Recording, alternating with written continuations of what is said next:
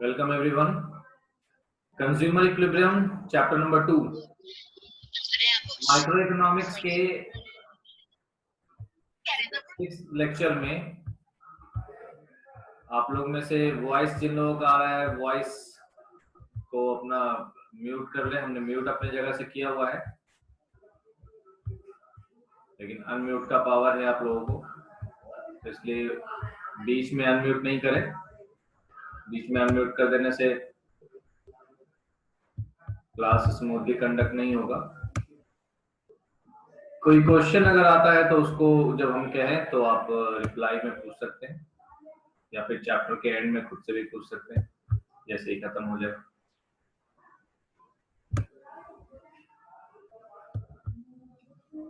तो आज का जो टॉपिक है आपका माइक्रो इकोनॉमिक्स से रिलेटेड, उसमें आप पढ़ने वाले marginal rate of substitution, properties of indifference curve, monotonic preference and consumers equilibrium analysis using indifference curve।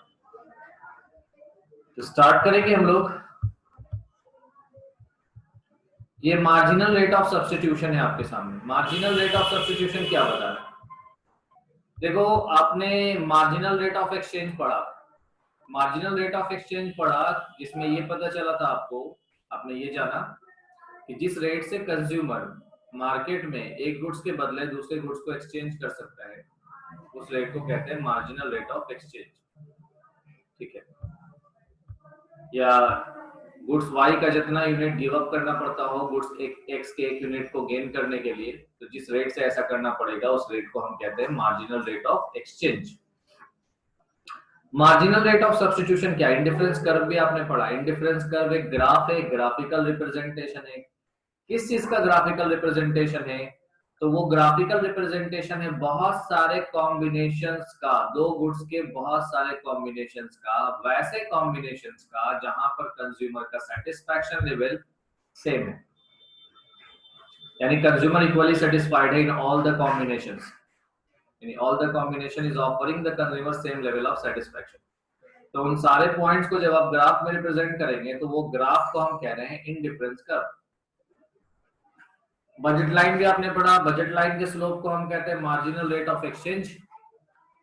तो अगर हम शॉर्ट में कहें इंडिफरेंस कर्व के स्लोप को हम कहेंगे मार्जिनल रेट ऑफ सब्स्टिट्यूशन। दोनों में बहुत स्लाइट डिफरेंस है, एक छोटे से वर्ड का डिफरेंस है। मार्जिनल रेट ऑफ एक्सचेंज में जो मेन पॉइंट है वो ये कि कंज्यूमर हैज टू सैक्रिफाइस, या consumer has to sacrifice at the market price, consumer को सैक्रिफाइस करना पड़ेगा। जैसे चॉकलेट और आइसक्रीम का हमने एग्जांपल दिया, अगर आइसक्रीम का प्राइस 10 रुपीज है और चॉकलेट का प्राइस अगर 5 रुपीज है, तो कंज्यूमर को 2 चॉकलेट गिव अप करना पड़ेगा एक आइसक्रीम गेन करने के। ठीक है, तो मार्जिनल रेट ऑफ सब्स्टिट्यूशन क्या है? मार्जिनल रेट ऑफ सब्स्टिट्यूशन ये है, ये भी एक रेट है, कहीं पर भी रेट आ जाए यानी दर, ये भी एक दर है। कौन सा दर है भाई? इस रेट को हम कह रहे हैं मार्जिनल रेट ऑफ सब्स्टिट्यूशन। तो ये वो दर है एट विच, जिस दर से अ कंज्यूमर, एक कंज्यूमर इज विलिंग टू, यानी छोड़ना चाहता है, ये छोड़ने की इच्छा रखता है, इज विलिंग टू सैक्रिफाइस, इच्छा रखता है किस चीज का? सैक्रिफाइस करने का। क्या सैक्रिफाइस करने का? यूनिट्स ऑफ वन गुड्स, एक गुड्स का यूनिट।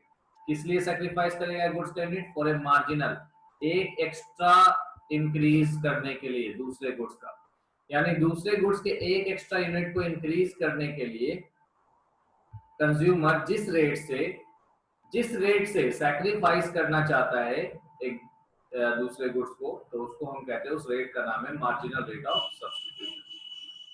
फिर से हम शॉर्ट में रिपीट कर दे, वो रेट जिस रेट से कंज्यूमर सैक्रिफाइस करना चाहता है units of goods Y for one more units of goods x.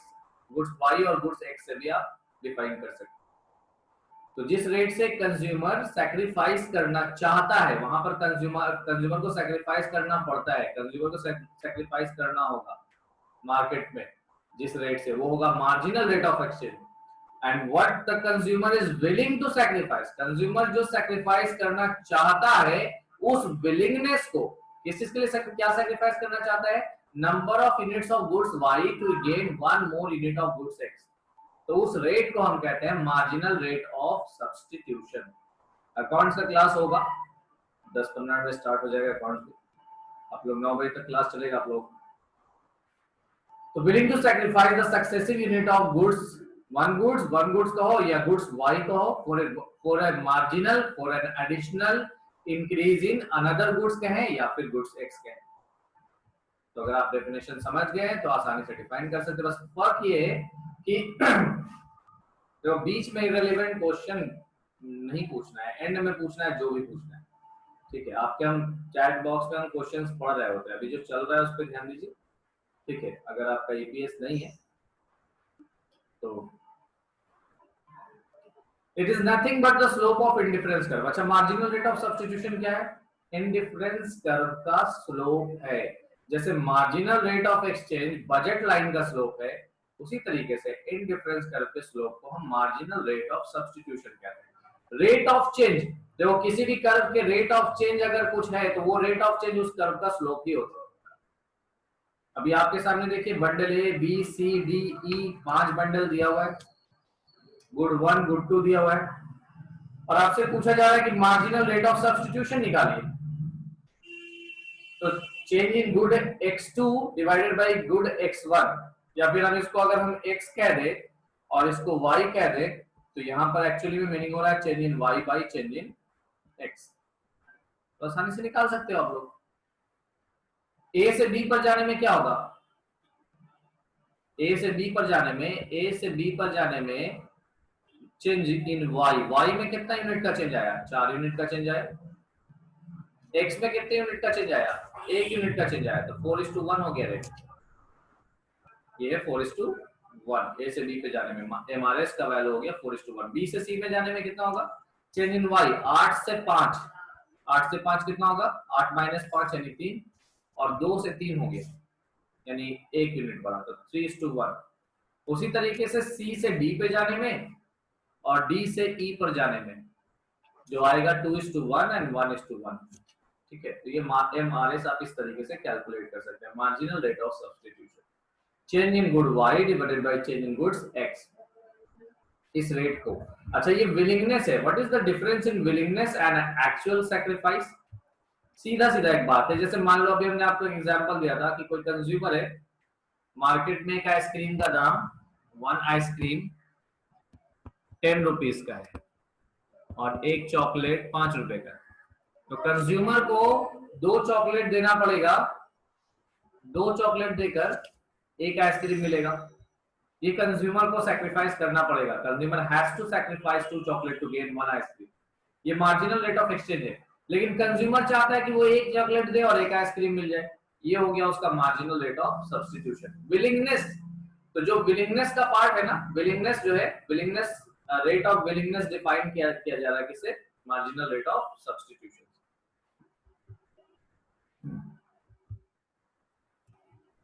आगे बढ़ेंगे। इंडिफरेंस कर्व की properties, an indifference curve slopes downward. पहला प्रॉपर्टी तो है इंडिफरेंस कर्व डाउनवर्ड स्लोपिंग होगा। अब सवाल है क्यों डाउनवर्ड स्लोपिंग होगा। तो डाउनवर्ड स्लोपिंग होने के लिए रीजन बस एक ही है, और वो रीजन है कि चूंकि सेटिस्फैक्शन लेवल तो सेम मेंटेन करना है कंज्यूमर को। If the consumer wants to have more unit of one good, अगर कोई कंज्यूमर किसी भी एक गुड्स का ज्यादा यूनिट चाहता है तो दूसरे गुड्स का कम यूनिट लेना पड़ेगा उसको, क्योंकि सेटिस्फैक्शन लेवल आपको मालूम है, आप पढ़ चुके हैं इंडिफरेंस कर्व में सेटिस्फैक्शन लेवल क्या होता है। In an indifference curve the satisfaction level is same at all points. जितने भी पॉइंट है उन सारे पॉइंट्स पे कंज्यूमर का सेटिस्फैक्शन लेवल इक्वल होता है, राइट। तो इंडिफरेंस कर्व डाउनवर्ड स्लोपिंग इस वजह से होता है कि अगर एक कंज्यूमर चाहता है कि किसी एक गुड्स का ज्यादा यूनिट कंज्यूम करे या ज्यादा यूनिट्स खरीदे, तो उसको क्या करना पड़ेगा, दूसरे गुड्स का यूनिट कम करना पड़ेगा in order to maintain the same level of satisfaction. तभी सेटिस्फैक्शन लेवल सेम होगा, अदरवाइज सेटिस्फैक्शन लेवल बढ़ जाएगा। अब द मोमेंट सेटिस्फैक्शन लेवल बढ़ जाएगा तो वो दूसरे इंडिफरेंस कर्व पे चला जाएगा, सेम इंडिफरेंस कर्व पे नहीं रहेगा। तो इंडिफरेंस कर्व के डाउनवर्ड स्लोपिंग होने का पहला रीजन आपको क्यों क्या पता चला? अगर कंज्यूमर वो होता है to maintain the same level of satisfaction, a consumer can not increase the consumption of both the goods, therefore if he wants to increase the consumption of one goods, he has to sacrifice the consumption of other goods. Further, an indifference curve, second property है an indifference curve is convex to the point of origin. Generally ऐसा होता है कि indifference curve जो है वो convex होता है पॉइंट ऑफ ओरिजिन पे। अब ऐसा क्यों होता है?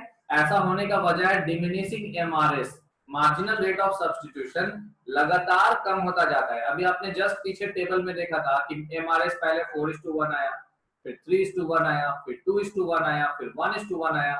एमआरएस लगातार क्या हो रहा है? कम हो रहा है, यानी willingness to give up is declining. यानी जिस गुड्स को आप गिव अप करना चाहते हैं तो उसके नंबर ऑफ यूनिट्स को गिव अप करने का जो टेंडेंसी है वो कम से कम यूनिट आप गिव अप करना चाहते हैं। पहली बार आप 4 यूनिट गिव अप करना चाहते थे एक्स के 1 यूनिट के लिए, दूसरे बार में आपने 3 ही यूनिट गिव अप करना चाहा, तीसरे बार में आपने 2 ही यूनिट गिव अप करने का सोचा। पिछले टेबल के रेफरेंस में हम बात कर रहे हैं जो भी इससे पहले डिस्कस करा था हमने टेबल। तीसरा इंपॉर्टेंट पॉइंट है every indifference curve to the right represents higher level of satisfaction. Indifference curve जो राइट साइड होगा वो हायर सेटिस्फैक्शन लेवल को इंडिकेट करेगा, यानी हर इंडिफरेंस कर्व जो राइट साइड होगा उसमें सेटिस्फैक्शन लेवल ज्यादा होगा। कैसे ज्यादा होगा? ऑब्वियस बात है, जब आप राइट साइड कोई कर्व लेंगे तो उसके किसी भी एक पॉइंट पे आप देखेंगे तो कम से कम एक गुड्स तो ज्यादा मिल रहा है, दूसरा गुड्स सेम एक गुड्स ज्यादा मिल रहा है। आगे हम उस कर्व को देखेंगे। तो हर इंडिफरेंस कर्व जो राइट साइड होता है वो ज्यादा लेवल सेटिस्फैक्शन यानी higher level of satisfaction grant करता है, उससे कंज्यूमर को हायर लेवल ऑफ सेटिस्फैक्शन मिलता है। चौथा इंपॉर्टेंट प्रॉपर्टी है indifference curve do not cut each other. Indifference curve एक दूसरे को कट नहीं करता। तो पहला प्रॉपर्टी हो गया इंडिफरेंस कर्व डाउनवर्ड स्लोपिंग होता है, इंडिफरेंस कर्व कॉन्वेक्स होता है पॉइंट ऑफ ओरिजिन के, हर इंडिफरेंस कर्व जो है राइट साइड जो है वो हायर लेवल ऑफ सेटिस्फैक्शन बता रहा है, इंडिफरेंस कर्व जो है वो एक दूसरे को कट नहीं करता है। और फाइनल पॉइंट है indifference curve never touches axis. ना तो इंडिफरेंस कर्व एक दूसरे को कट करेगा, दो इंडिफरेंस कर्व एक दूसरे को कभी कट नहीं करेगा। इंडिफरेंस कर्व कभी भी किसी एक्सिस को टच नहीं करेगा, ना तो एक्स ना तो वाई को। अच्छा, एक्स और वाई को क्यों नहीं टच करेगा? क्योंकि अगर एक्स को टच करेगा तो वाई 0 हो जाएगा, वाई को टच करेगा तो एक्स 0 हो जाएगा। इसको थोड़ा सा ग्राफ से समझें। ये देखो एक ग्राफ है, ये डाउनवर्ड स्लोपिंग है इंडिफरेंस कर्व ऊपर से नीचे की ओर। अब आप चाहते हैं कि नहीं हम डाउनवर्ड स्लोपिंग ना रखें, हम अपवर्ड स्लोपिंग रखें। तो जब आप अपवर्ड स्लोपिंग पे ले जाएंगे तो अगर हम इस पॉइंट पे है, मान लीजिए हम इस पॉइंट पे, तो इस पॉइंट पे x का और y का ये लेवल है। अब हम इस पॉइंट पर आना चाह रहे हैं तो यहाँ पर x का भी लेवल बढ़ गया और y का भी लेवल बढ़ गया। तो जब ऐसा करेंगे आप तो सेटिस्फैक्शन लेवल सेम नहीं रहेगा, सेटिस्फैक्शन लेवल बढ़ जाएगा। तो इसका मतलब क्या पता चला? इसका मतलब पता चला कि इंडिफरेंस कर्व ऐसा तो होगा नहीं, ऊपर की ओर नहीं जाएगा, इंडिफरेंस कर्व डाउनवर्ड स्लोपिंग की ओर। क्यों? To maintain the same level of satisfaction. अगर same level of satisfaction maintain नहीं करना, by definition indifference curve by definition क्या बताता है? ये तो बताता है कि सेटिस्फैक्शन लेवल सारे कॉम्बिनेशन पर, एक सिंगल इंडिफरेंस कर्व के सारे पॉइंट पर जितने कॉम्बिनेशन बनेंगे उन सारे कॉम्बिनेशन पे कंज्यूमर को जो सेटिस्फैक्शन लेवल मिलेगा वो इक्वल होगा हर पॉइंट। तो जाहिर सी बात है अगर ये डाउनवर्ड स्लोपिंग नहीं होगा, अपवर्ड स्लोपिंग होगा तो ऑटोमेटिकली है कि ये पॉइंट सेटिस्फाई ही नहीं होगा कि इंडिफरेंस कर्व के हर पॉइंट पर सेटिस्फैक्शन लेवल सेम है। क्योंकि आपको पता है कि अगर आपको गुड्स का ज्यादा से ज्यादा क्वांटिटी मिलने लगे तो आपका सेटिस्फैक्शन लेवल ऑटोमेटिकली बढ़ जाएगा। चलिए अब सेकंड पॉइंट देखते हैं, सेकंड ग्राफ।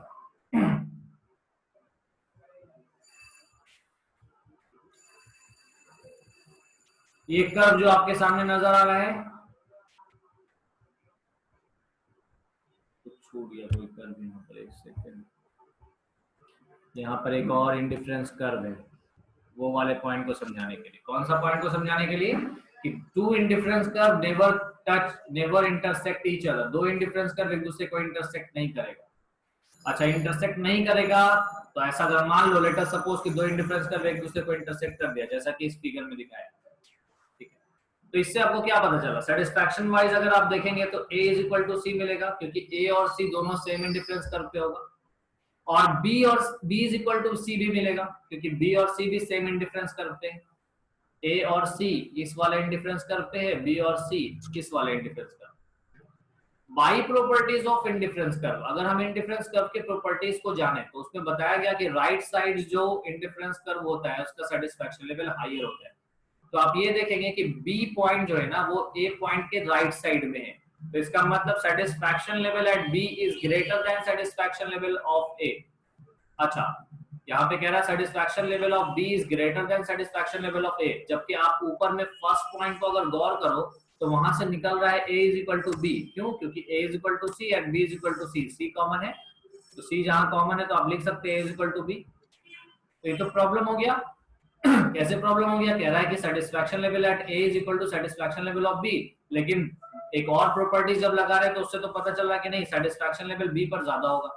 तो इसका मतलब यह है कि कॉन्ट्राडिक्ट हो गया, यानी ये कॉन्ट्राडिक्शन है कि दो प्रॉपर्टीज एक साथ फिट नहीं बैठ रहा। तो इसका मतलब ये है कि ये पॉसिबल ही नहीं है, यानी ये जो सिचुएशन जो अभी हमने आपको यहाँ पर कर्व में दिखाया कि दो इंडिफरेंस कर्व एक दूसरे को इंटरसेक्ट कर रहा है, दिस इज नॉट पॉसिबल। क्यों पॉसिबल नहीं है? क्योंकि अगर ऐसा करेंगे तो ये कॉन्ट्राडिक्शन हो जाएगा, यानी इसका एक प्रॉपर्टी इसमें फिर खत्म हो जाएगा। कौन सा प्रॉपर्टी? और एक क्या दो प्रॉपर्टीज खत्म हो जाएगा। सेम इंडिफरेंस कर्व पे होने वाला सेटिस्फैक्शन लेवल सेम, और राइट साइड होने वाला सेटिस्फैक्शन लेवल, यानी इंडिफरेंस कर्व जो दाहिनी तरफ हो उसका सेटिस्फैक्शन लेवल ज्यादा होगा। ये दोनों प्रॉपर्टी आपस में कॉन्ट्राडिक्ट करने लगेगी, तो इसलिए ऐसा पॉसिबल पढ़ेंगे। घर जाके की करेगा, म्यूट में रखो, फिर हम अच्छे नहीं मिलते तो अरे नंबर बता। Monotonic preference, the term monotonic preference. Monotonic preference का क्या मतलब है? अगर हम आपसे ये पूछे कि अगर आपको 5 चॉकलेट दिया जाए और 6 आइसक्रीम ऑफर किया जाए, या 6 चॉकलेट और 6 आइसक्रीम दिया जाए, तो आप कौन सा बंडल प्रीफर करोगे, बंडल ए या बंडल बी? बताओ। बंडल ए प्रीफर करोगे या बंडल बी?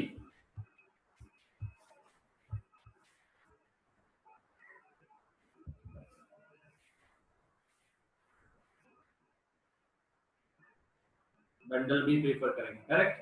बंडल बी क्यों प्रीफर करेंगे? क्योंकि जाहिर सी बात है बंडल बी में हमको कम से कम चॉकलेट तो ज्यादा मिल रहा है।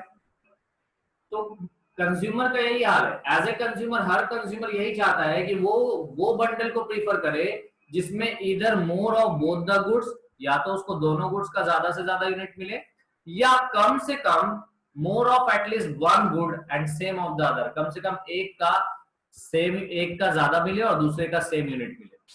ठीक है, तो ये हर कंज्यूमर का ये प्रेफरेंस होता है कि हर कंज्यूमर जो है उस बंडल को प्रीफर करता है जिस बंडल में कम से कम दोनों गुड्स, या तो दोनों गुड्स का ज्यादा क्वांटिटी मिल रहा हो, या फिर कम से कम एक गुड्स का सेम और एक गुड्स का ज्यादा क्वांटिटी मिल रहा हो। तो ये कंज्यूमर का प्रेफरेंस है। लेकिन सवाल ये है कि कंज्यूमर का इनकम तो लिमिटेड है और प्राइस भी चेंज नहीं कर रहा, तो ऐसे में तो ऐसा होगा नहीं कि मान लो अगर एग्जाम्पल से यहाँ पर अगर आपको दिखाया जाए कि अगर 100 रुपीज इनकम है और 10 और 5 रुपया प्राइस है, 10 रुपीज एंड 5 रुपीज प्राइस है, तो आप खुद सोच लो कि 10 आइसक्रीम और 0 चॉकलेट, या 20 चॉकलेट और 0 आइसक्रीम, या फिर 5 आइसक्रीम और 10 चॉकलेट, 5 आइसक्रीम और 10 चॉकलेट, और 5 आइसक्रीम और 11 चॉकलेट। वैसे तो कंज्यूमर 5 आइसक्रीम और 11 चॉकलेट प्रीफर करेगा, लेकिन क्या वो अपने लिमिटेड इनकम से इस पॉइंट पे जा सकता है? आंसर इज नहीं। तो ऐसे में क्या होगा, अब अगर वो चाहता है कि चॉकलेट ज्यादा खरीदे तो वो अगर 12 चॉकलेट लेगा तो आइसक्रीम का तादाद जो है वो 4 हो जाएगा। क्यों हो जाएगा? क्योंकि इनकम और प्राइस तो चेंज नहीं करना है। तो what happens is increase in consumption of one goods. अगर एक गुड्स का कंजम्पशन बढ़ाया तो इसका असर ये होगा कि दूसरे गुड्स का कंजम्पशन कम हो जाएगा। तो ये था मोनोटोनिक प्रेफरेंस। तो ये बताता है कि कंज्यूमर हर कंज्यूमर उस बंडल को प्रीफर करता है जिसमें उसको या तो दोनों गुड्स का ज्यादा क्वांटिटी मिले या कम से कम एक गुड्स का ज्यादा और दूसरे गुड्स का सेम क्वांटिटी मिले। लेकिन इनकम और प्राइस क्योंकि उसका लिमिटेड है, इनकम फिक्स्ड है, प्राइस चेंज नहीं कर रहा है, तो इसलिए ऐसा होगा कि किसी भी गुड्स का कंजम्पशन अगर वो बढ़ाना चाहता है तो दूसरे गुड्स का कंजम्पशन उसको कम करना पड़ेगा। अच्छा, ये भी एक रीजन है इंडिफरेंस कर्व के डाउनवर्ड स्लोपिंग होने का, monotonic preference. Consumer equilibrium through indifference curve analysis, जिसको ऑर्डिनल यूटिलिटी एनालिसिस भी कहते हैं। अब देखो, कंज्यूमर इक्विलिब्रियम अगर आप डिफाइन कर रहे हो तो आपने पढ़ लिया, दो इंपॉर्टेंट एलिमेंट आपको चाहिए consumer equilibrium through indifference curve analysis को डिफाइन करने के लिए। उसमें पहला है budget line of a consumer, एक कंज्यूमर का बजट लाइन, जो आपने कल के क्लास में पढ़ा। अच्छा, दूसरा क्या चाहिए? इंडिफरेंस मैप चाहिए। इंडिफरेंस कर्व आपने पढ़ लिया। इंडिफरेंस मैप है क्या? इंडिफरेंस मैप जो है ना, बहुत सारे इंडिफरेंस कर्व का एक समूह है। It is a group of indifference curve, उसको हम इंडिफरेंस मैप कहते हैं। Indifference map refers to a set of indifference curve, a group of indifference curve कहो या सेट ऑफ इंडिफरेंस कर्व कहो। To determine consumer equilibrium, both the price line and indifference map are combined together।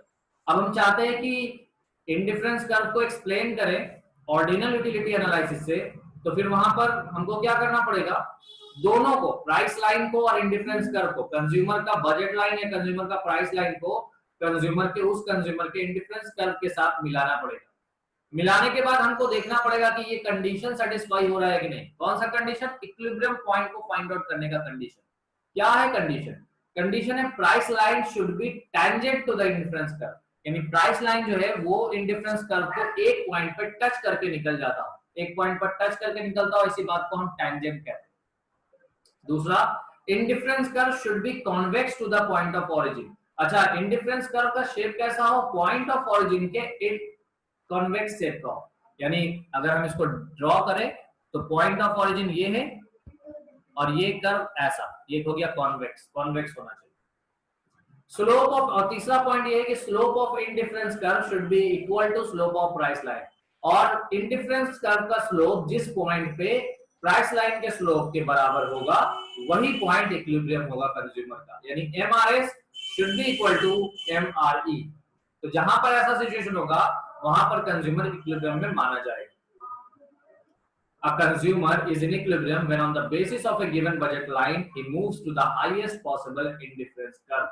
अब अगर हम इसको define करना चाहें तो दो लाइन का यही डिफिनेशन होगा। In indifference curve analysis, consumer can be in equilibrium when on the basis of his given budget line he tries to achieve his highest possible indifference curve। यानी अपने बजट लाइन से या अपने budget से, अपने budget जो उनके पास है उससे वो कोशिश करता है उस पॉइंट तक पहुंचने का, उस हाईएस्ट इंडिफरेंस कर्व तक पहुंचने का जहां तक वो पहुंच सकता है अपने बजट के हिसाब से। तो जाहिर सी बात है, हाईएस्ट पॉइंट तक अगर पहुंच गया तो हाईएस्ट पॉइंट तक, हाईएस्ट इंडिफरेंस कर्व तक पहुंचने का मतलब ही यही है कि हाईएस्ट इंडिफरेंस कर्व पे उसका सेटिस्फैक्शन लेवल भी क्या होगा? हाईयर होगा। एक क्वेश्चन है, ये क्वेश्चन आप लोग अटेम्प्ट भी करोगे। Why a consumer is in equilibrium only when MRS is equal to MRE. उसी पोजीशन पे एक कंज्यूमर इक्विलिब्रियम में क्यों होता है जब एमआरएस एमआरई के बराबर होता है। चलो हम लास्ट 3-4-5 मिनट है जिसमें इन पॉइंट्स को हम ग्राफ में एक्सप्लेन करते हैं। तीन कंडीशन मेनली है। प्राइस लाइन इंडिफरेंस कर्व पे टेंजेंट होना चाहिए, इंडिफरेंस कर्व कॉन्वेक्स होना चाहिए पॉइंट ऑफ ओरिजिन के, और एमआरएस एमआरई के बराबर होना चाहिए। ये देखो आपके पास तीन कर्व है। ये जो ग्रीन लाइन आपको नजर आ रहा है, दिस इज बजट लाइन। ये जो है ये क्या है? Budget line. और ये जो है IC1, IC2, IC3 ये इंडिफरेंस मैप है। ठीक है, दोनों को मिला दिया गया। कंज्यूमर का ये दोनों अलग अलग था, इन दोनों को कंबाइन करने पे ये देखा गया कि कंज्यूमर के बजट से यहां से लेके यहां तक किसी भी पॉइंट पे कंज्यूमर खरीद सकता है I1 पे। अच्छा, I2 पे कंज्यूमर सिर्फ C पॉइंट पे खरीद सकता है। ठीक है, अब हम ये देखेंगे किस पॉइंट पे तीनों कंडीशन सेटिस्फाई हो रहा है। तो अगर आप गौर से देखें तो एट पॉइंट C सारा कंडीशन सेटिस्फाई हो रहा है। ए और बी पे सारे कंडीशन सेटिस्फाई नहीं हो रहे क्योंकि पहला ही कंडीशन फेल हो रहा है कि बजट लाइन जो है वो इंडिफरेंस कर्व पे टेंजेंट होना चाहिए, लेकिन टेंजेंट तो है नहीं। बजट लाइन तो इंडिफरेंस कर्व फर्स्ट को कट करके चला गया। है ना, इंटरसेक्ट कर गया, काटते हुए चला गया, इस तरीके से। यानी ए पॉइंट हो या बी पॉइंट हो, इसमें पहला ही कंडीशन सेटिस्फाई नहीं हो रहा है। What about point C? Point C पे ये पॉइंट सेटिस्फाई हो रहा है। इंडिफरेंस कर्व और बजट लाइन एक दूसरे के क्या है, बजट लाइन जो है इंडिफरेंस कर्व को छू करके निकल गया, टच करते हुए निकल गया, यानी टेंजेंट है एट पॉइंट सी। तो पहला कंडीशन सी पे सेटिस्फाइड हो गया। अच्छा, सी पर मिलने वाला सेटिस्फैक्शन लेवल भी हायर है compare to A and B, क्योंकि सी जो पॉइंट है वो I2 कर्व पे, indifference curve second indifference curve पे, और second indifference curve right side है। और आपने प्रॉपर्टीज में अभी जस्ट जाना कि हायर राइट साइड में रहने वाला इंडिफरेंस कर्व एक कंज्यूमर को ज्यादा सेटिस्फैक्शन ऑफर करता है।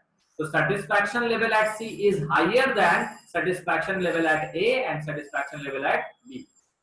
ए पर और बी के कंपेयर में सेटिस्फैक्शन लेवल सी पर ज्यादा होगा। तो यहाँ पे जो प्रॉपर्टीज है आपका सी पॉइंट पे सारे कंडीशन सेटिस्फाई हो रहे हैं। तो इंडिफरेंस कर्व जो है वो सी पॉइंट पे इंडिफरेंस कर्व एक तो कॉन्वेक्स भी है, ये भी प्रॉपर्टी हमने पढ़ा कि इंडिफरेंस कर्व क्या होगा, कॉन्वेक्स होगा पॉइंट ऑफ ओरिजिन के। तो पॉइंट ऑफ ओरिजिन के कॉन्वेक्स भी है। दूसरा हमने पढ़ा स्लोप ऑफ इंडिफरेंस कर्व और स्लोप ऑफ बजट लाइन दोनों इक्वल होना चाहिए, एमआरएस और एमआरई इक्वल होना चाहिए। वो कैसे इक्वल होगा तो उसको भी हम लोग देखेंगे। बहरहाल तीसरा पॉइंट प्राइस लाइन टेंजेंट होना चाहिए, टेंजेंट तो है टेंजेंट। अब एक चीज जान लीजिए, जिस पॉइंट पे अगर दो पॉइंट एक कर्व है और उसको एक किसी एक पॉइंट पे टच करके कोई लाइन निकल गया है, तो आप ये जान लो उस पॉइंट पे उस लाइन का उस पॉइंट पे उस स्ट्रेट लाइन का जितना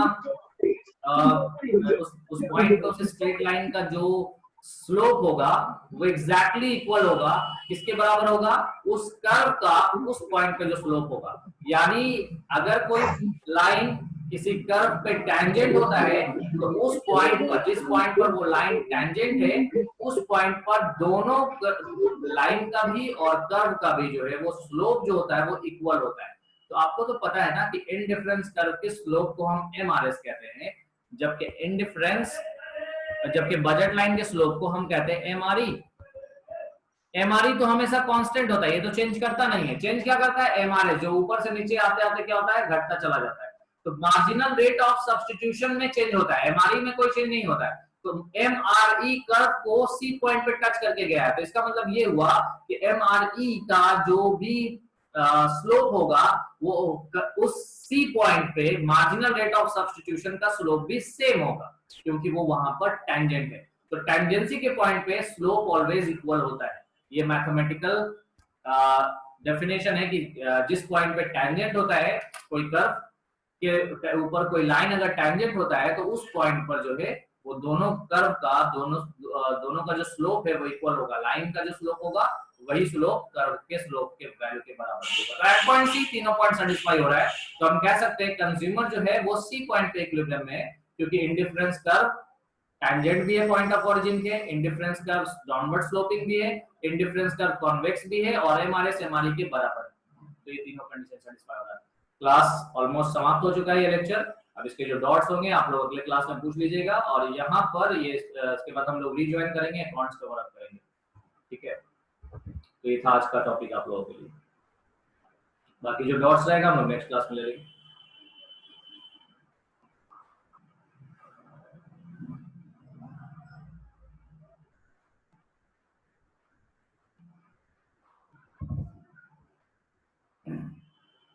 हाँ 7:30 ही था, हमें आज लेट से 10 मिनट्स लेट से हमने स्टार्ट किया, फिर 14 मिनट